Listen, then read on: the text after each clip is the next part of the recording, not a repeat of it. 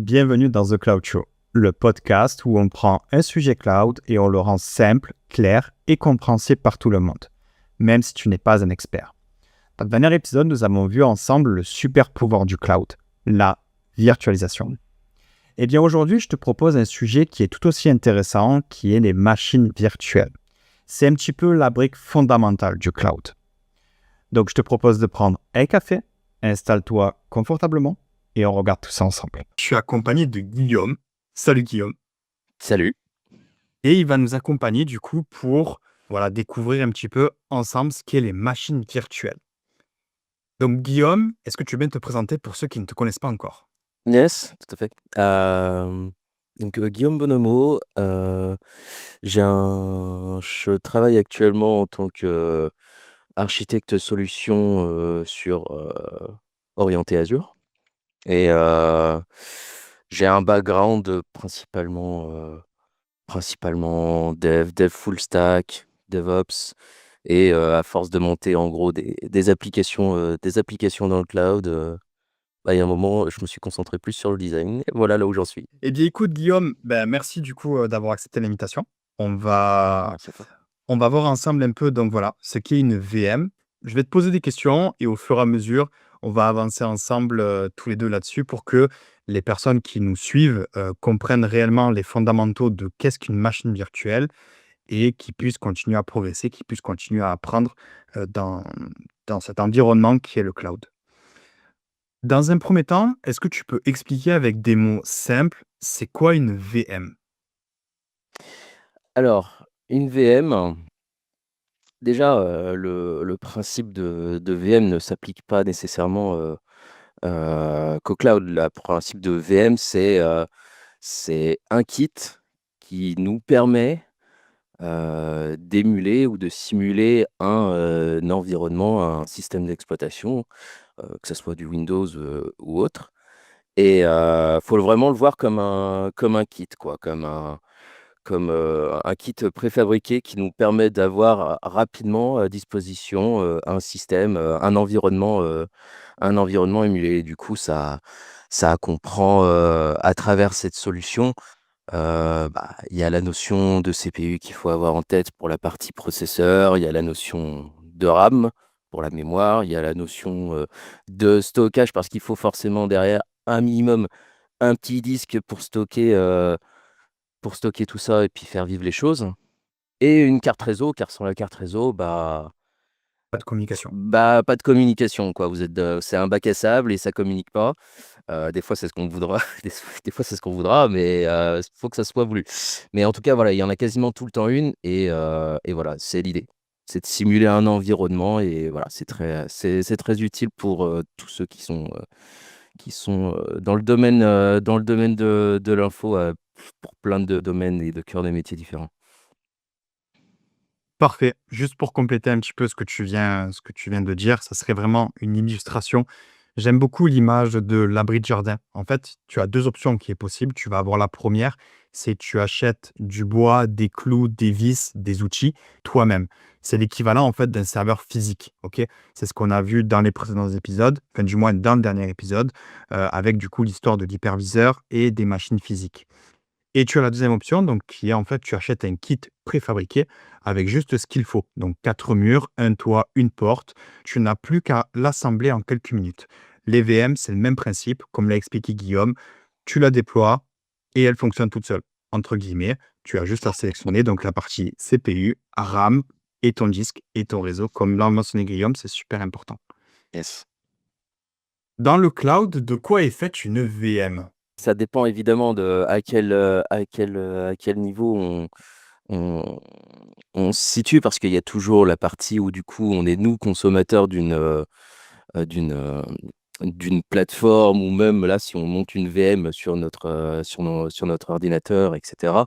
Il y a plusieurs éléments, il y a plusieurs axes, à prendre en compte, mais les principaux sont, qu'est-ce qu'on veut instancier? Donc c'est l'image. C'est pour ça tout à l'heure je parlais de Linux, ça peut être du Windows, si demain, voilà, enfin, voilà, c'est l'image. C'est qu'est-ce que vous allez vouloir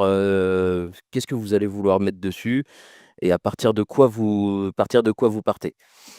Et ensuite, il y a la taille. Parce que derrière, la taille, c'est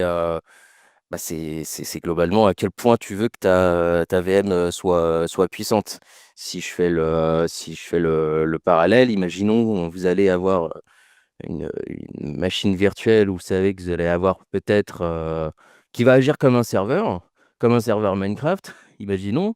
Eh ben, si vous mettez 5 personnes connectées dessus, bah, c'est une chose, mais si vous en mettez 500, bah, ouais, mais ça va commencer à être compliqué pour elle. C'est pour ça que du coup, on parle de taille, c'est pour adresser, bah, justement la partie RAM, la partie CPU et dans la partie ensuite, stockage, c'est, bah, quel espace, disponible j'ai, à ma disposition pour ensuite stocker ce dont j'ai besoin. Et ces 3 éléments, l'image, la taille et le stockage, c'est des éléments, indissociables d'une VM et c'est ce qui fait que ça fonctionne, quoi. Et donc que ça soit à travers votre PC quand vous créez une machine virtuelle, comme à travers Azure ou d'autres plateformes, c'est toujours ces éléments qui reviendront, avant toute chose et qui seront peut-être présentés différemment. Mais c'est toujours ces éléments-là qui reviennent. Pourquoi la VM est la star du cloud? Est-ce que tu sais, toi, Guillaume? La VM, c'est la base. On retrouve des VM chez tout le monde, peu importe les clients, peu importe quoi que ce soit, étant donné que les services qui sont exposés à travers, peu importe les plateformes et les cloud providers, on essaye d'offrir différents niveaux d'abstraction à travers la partie SaaS, la partie PaaS, la partie IaaS. Là, on est sur du IaaS, on est plus sur de l'infrastructure. Ça veut dire qu'on peut faire plus de choses avec. Elle est facilement montable, elle peut être facilement isolée. Et voilà, c'est faisable rapidement et ça s'interface extrêmement bien dans notre organisation en termes de réseau, de sécurité. C'est un élément naturel. La flexibilité est vraiment immense pour une VM. On peut la redimensionner, à n'importe quel moment de la journée si on le souhaite.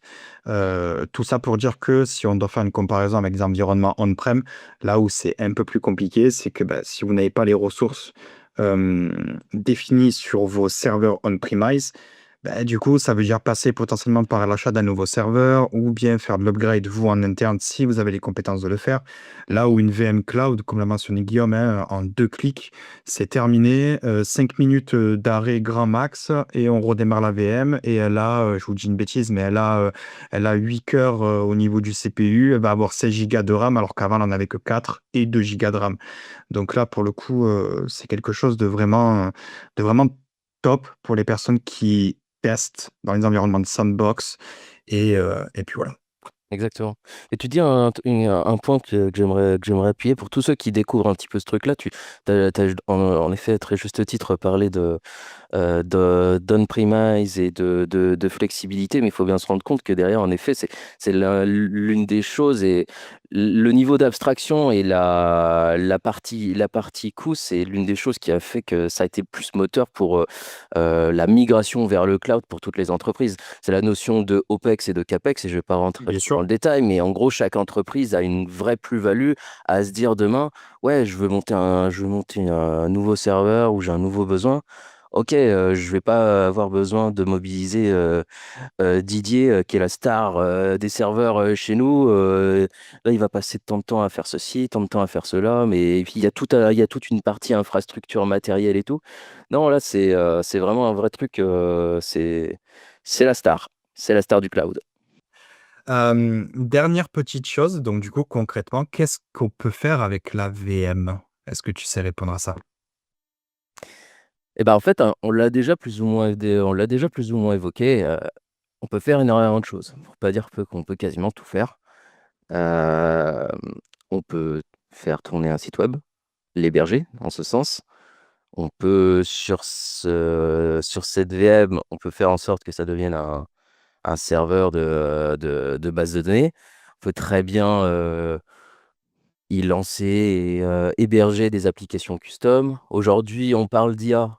Ça pourrait très bien être aujourd'hui euh, un élément de l'infrastructure clé pour derrière faire tourner un modèle. Il y a plein de besoins auxquels une VM peut répondre. C'est un véritable couteau suisse.